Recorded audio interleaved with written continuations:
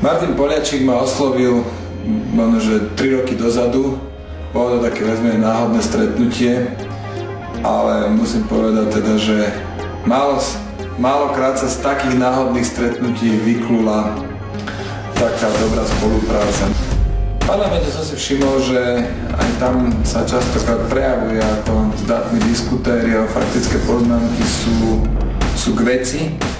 Veľkosť Národného parlamentu by mala byť pomeriavaná aj tým, ako je schopný zastať sa hlasu tých, ktorí nikdy nedosiahnu väčšinu. Väčšinu nikdy nedosiahnu národnostné menšiny, väčšinu nikdy nedosiahnu sexuálne inak orientovaní ľudia, väčšinu nikdy nedosiahnu napríklad zvieratá a deti. Nie je vulgárny, čo na slovenský parlament je veľmi taká dobrá vlastnosť. Je mi veľmi ľúto, že v parlamente ešte stále máme ľudí, ktorí namiesto argumentov používajú žlč.